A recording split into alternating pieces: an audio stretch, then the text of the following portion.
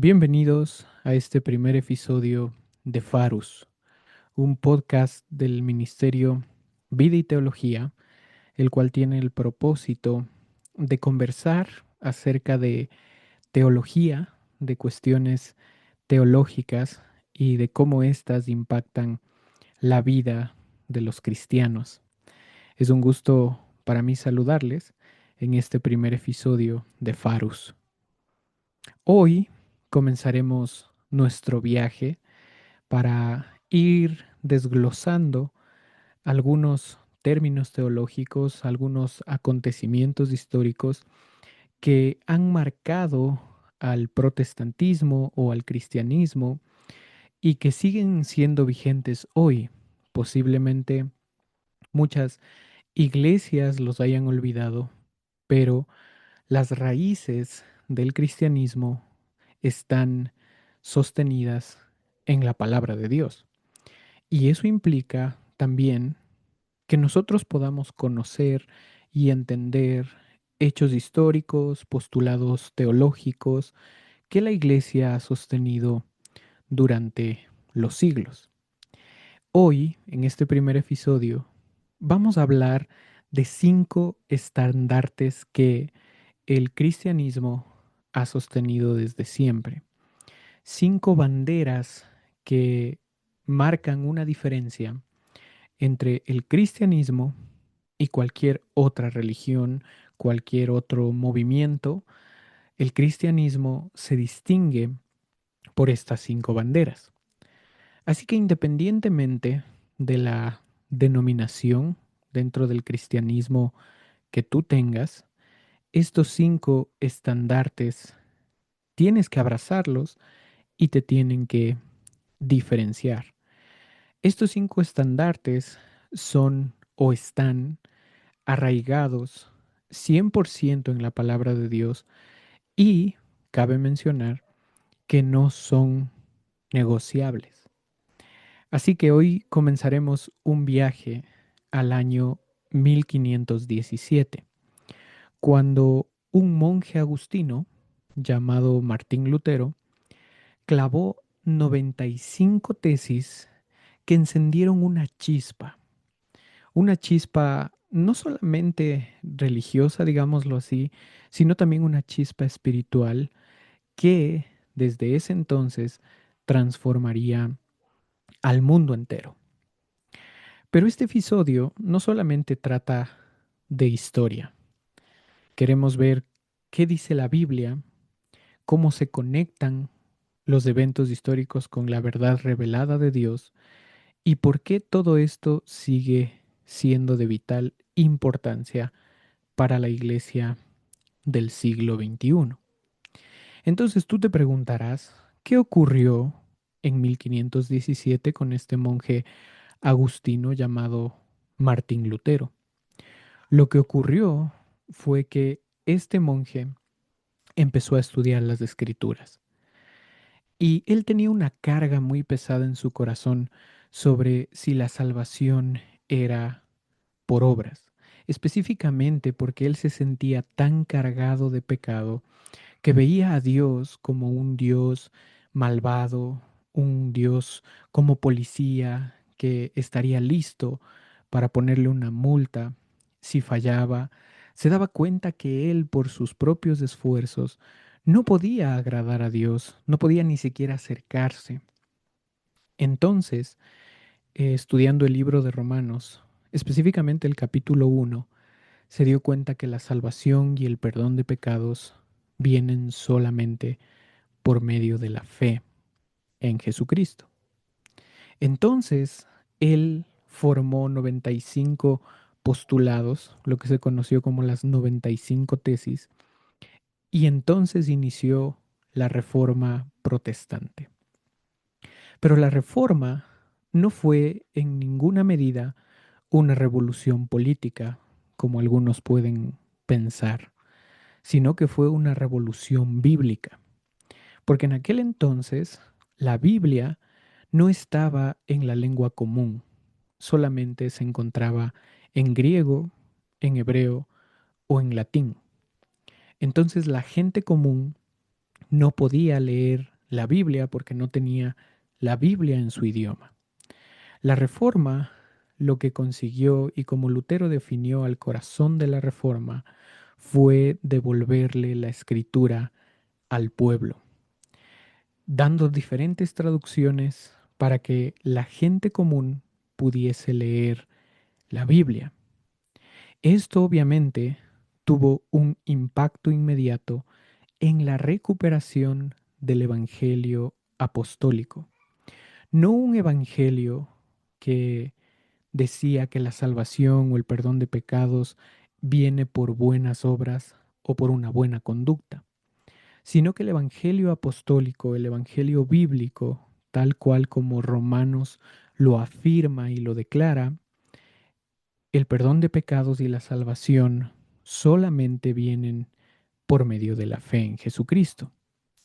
Así que los reformadores, y esto es algo interesante, no buscaban crear una nueva iglesia, sino que buscaban volver a la verdad de la palabra de Dios.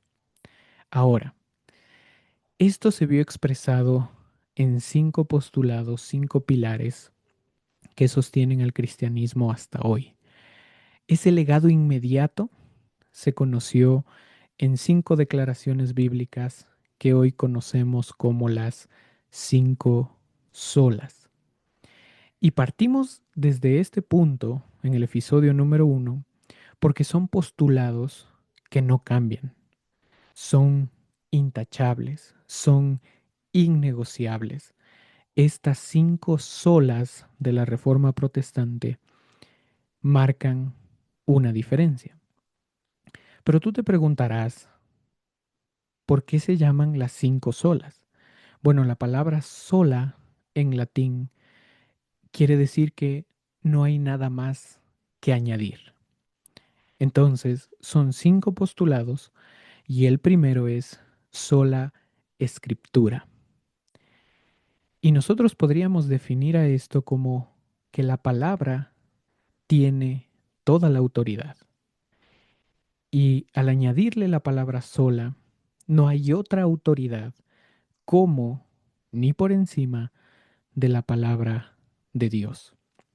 Este es el punto de partida, porque después de la reforma, el punto esencial fue afirmar que solo la escritura es la regla infalible de fe y práctica, porque como contrariamente creía la Iglesia romana, el Papa estaba sobre la escritura y él podía, el único que podía interpretarla era él, y su interpretación con toda probabilidad era la única válida.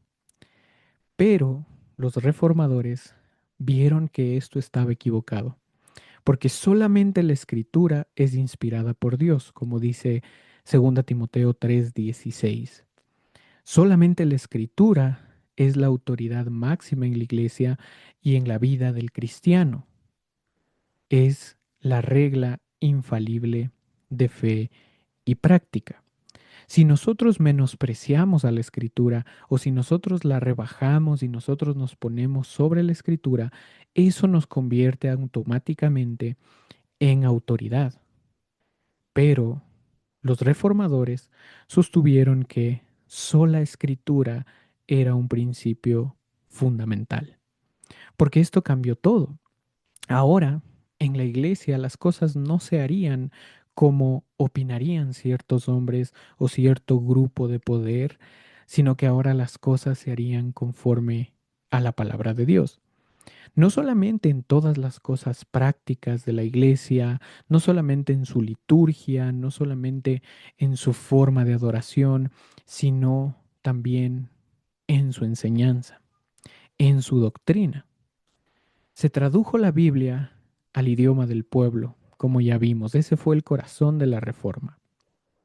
Y esto era importante porque la gente tenía que ver lo que Dios había dicho y tenía que poder leerlo con sus propios ojos.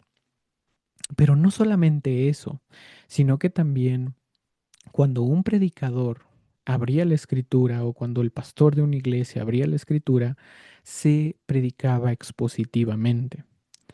Y eso significa exponiendo lo que dice el texto, buscando el significado del texto y no imponiéndole un significado al texto bíblico para su propio antojo o para su propio interés.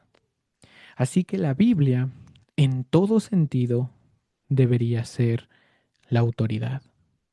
La gente entonces podía entender la enseñanza bíblica que se estaba dando, porque hasta ese momento la Iglesia romana daba la misa en latín, así que nadie podía entender lo que el cura estaba diciendo. Se hizo un estudio verdadero de la Biblia cuando la Reforma vino a la luz y se estableció el principio de sola escritura. Y obviamente se rechazó cualquier autoridad que contradijera la palabra de Dios. ¿Por qué? Porque la palabra de Dios era y es la suprema autoridad en la vida de la iglesia y en la vida cristiana. Es nuestra regla infalible de fe y práctica. La palabra de Dios es primordial para el cristianismo porque nosotros ahí conocemos lo que el creador del universo, lo que él ha revelado, no solamente de una manera general, sino de una manera especial. Conocemos cuál es su voluntad, conocemos cuál es su plan de redención, conocemos cuál es su carácter, sus obras y todo lo que él ha hecho y hará. Por eso es tan fundamental la palabra de Dios. Ese es un pilar que nunca debemos negociar. Incluso si hablamos de la interpretación bíblica, no podemos negociar el hecho de que la escritura sea interpretada con ligereza, porque la palabra de Dios no puede ser tratada con ligereza. Ese fue el primer pilar fundamental de la Reforma Protestante y que el día de hoy las iglesias cristianas deben abrazar y deben conservar, porque nadie más puede estar por encima de lo que la Biblia dice. La segunda columna, el segundo postulado fue sola fide. Y ese postulado dice que nosotros somos justificados delante de Dios únicamente por la fe. Porque la reforma inició con esta chispa, recuperó la doctrina bíblica de la justificación. Esta, por decirlo así, había sido secuestrada por una enseñanza de justificación por obras. Pero Romanos 3:28 dice que el hombre es justificado por fe sin las obras de la ley, o u otras versiones dice, o aparte de las obras de la ley, porque si nosotros queremos alcanzar a Dios por medio de nuestro buen comportamiento, nosotros nos daremos cuenta que somos insuficientes e incapaces. Entonces, la justificación quiere decir que Dios declara justo o declara inocente al pecador por causa de Cristo, por los méritos de Cristo, por la obra de Cristo. Y aquí entra algo bien interesante que también los reformadores plantearon, y es el hecho de que tanto la obediencia pasiva de Cristo como la obediencia activa de Cristo viene a ser una sola y por medio de toda su obra completa, Él es el mediador perfecto y solamente creyendo en Él nosotros podemos ser declarados justos. No es que nosotros nos hagamos justos en el sentido de no pecar nunca más, sino que nuestro estatus delante de Dios ya no muestra una culpabilidad, sino que ahora muestra una justicia imputada por Cristo hacia nosotros, porque Él llevó nuestros pecados en la cruz, pero cuando nosotros creemos por medio de la fe, su justicia es nuestra. Este mensaje, el mensaje bíblico del Evangelio, liberó conciencias de la culpabilidad. Y no solamente eso, sino que transformó naciones enteras, porque abrieron sus Biblias en su idioma y se dieron cuenta que por sus obras no podrían salvarse. Y aquí hay que aclarar algo importante. La fe no es la causa de la salvación, porque Cristo es la causa. La misericordia y el amor de Dios derramados en Cristo es la causa, pero la fe es el instrumento. El creer en Cristo como tu Señor y Salvador, ese aspecto de creer en Él, ese es el instrumento. Y por medio de eso viene entonces la justicia de Dios que te es asignada a ti gratuitamente. Y eso nos lleva entonces al tercer postulado, sola gratia o sola gracia. La salvación entonces es un regalo no merecido, no es una recompensa. La Reforma reconoció nuevamente la enseñanza de los apóstoles, porque en Efesios 2, 8 y 9 se dice, por gracia sois salvos por medio de la fe, y esto no es de vosotros, pues es don de Dios, no por obras, para que nadie se gloríe. La salvación es un regalo de Dios, es gracia de Dios hacia todo aquel que cree. Es un regalo inmerecido de parte de Dios. Ahora, este principio humilla al hombre y exalta a Dios, porque la salvación es solamente de Él. La gracia no simplemente te ayuda, la gracia te salva. Por eso los reformadores fueron muy insistentes en que la salvación de principio a fin es una obra de Dios. Dios inicia con la salvación, Dios sostiene la salvación y finalmente Dios completa la salvación. Y si te das cuenta, todos estos pilares van de la mano, porque en sola escritura se fundamentan. Sola fide significa que no puede ser justificado por obras. Sola gratia significa que la salvación es un regalo que tú no te lo puedes ganar. Pero eso se encuentra entonces en solus Christus, el cuarto postulado. Solo Cristo es quien te puede dar verdadera salvación. Él es el único mediador perfecto, no hay otro mediador. No existe nadie más que pueda interceder entre Dios y tú, solamente Cristo. ¿Por qué razón? Porque la escritura en 1 Timoteo 2:5 dice que hay un solo Dios y un solo mediador entre Dios y los hombres, Jesucristo, hombre. ¿Por qué es el único mediador? Porque Él cumplió la ley perfectamente, una ley que nosotros no podíamos cumplir. Porque Él murió la muerte que nosotros debíamos morir y Él derramó la sangre que nosotros deberíamos haber derramado. Él fue nuestro sustituto, pero nadie más estaba capacitado para hacer eso y nadie más lo ha hecho. Jesús entonces es suficiente porque su obra es completa y su sacrificio es perfecto. Solamente Él cumplió con las demandas de Dios para ser un mediador perfecto. Solamente Él puede reconciliar al hombre pecador con un Dios santo. Solamente Él tomó forma de hombre y nació en un pesebre y vivió una vida perfecta, sin pecado. Él es el cumplimiento perfecto de todas las profecías del Antiguo Testamento, específicamente de los tres oficios: profeta, sacerdote y rey.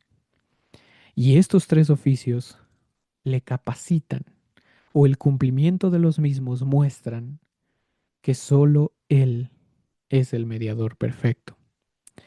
Así que, hasta el momento, hemos visto que en una iglesia cristiana, la escritura debe ser la autoridad máxima. La salvación no puede obtenerse por obras, solamente por medio de la fe y solamente por gracia. Pero también no puede existir otro mediador, solamente Cristo. Ahora nos falta uno, el último, el quinto postulado, el quinto fundamento. Y en este fundamento todo lo demás encaja, digámoslo así, o es el propósito de todo lo demás.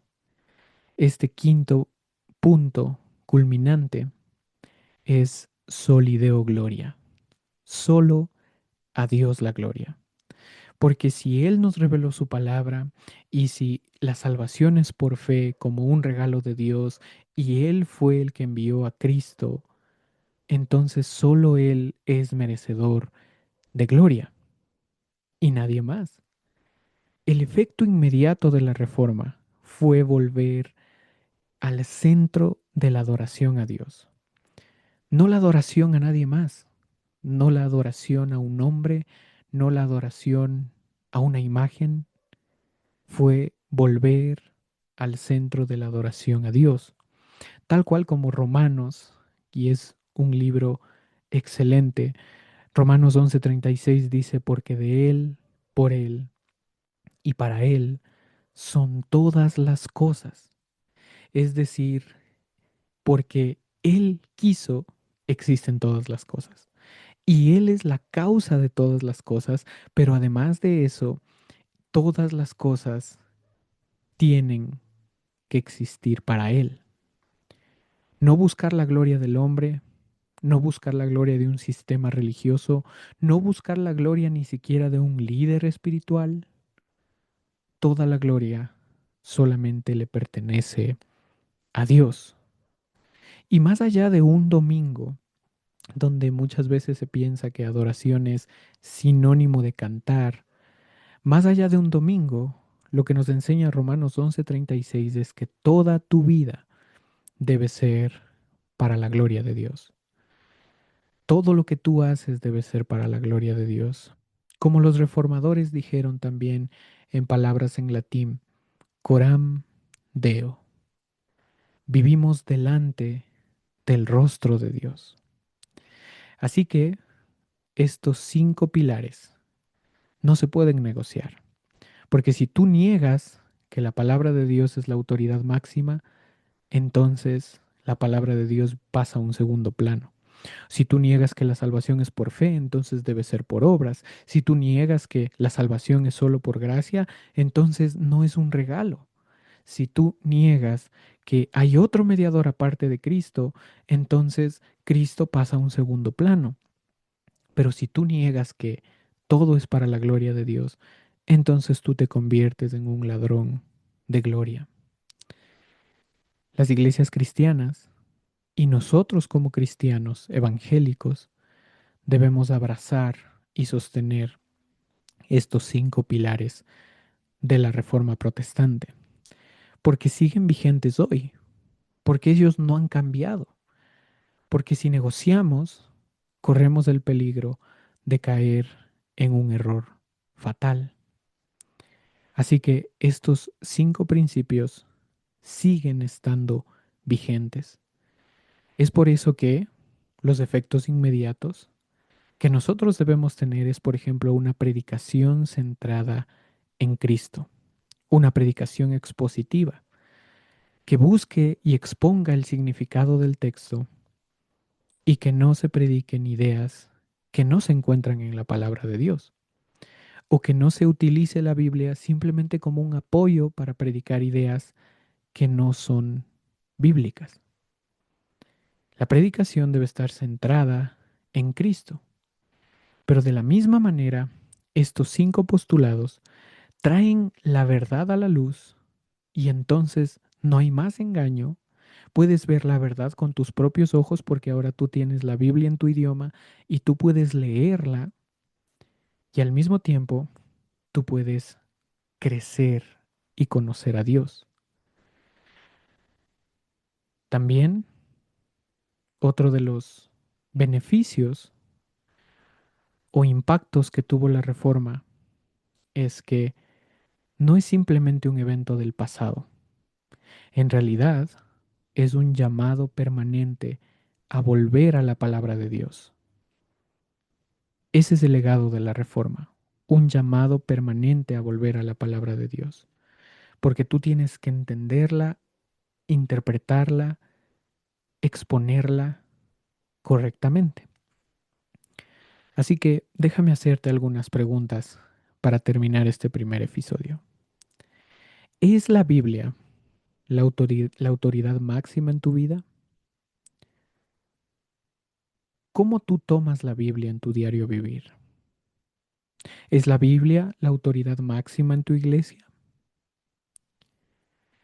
¿Estás viviendo la fe descansando en Cristo?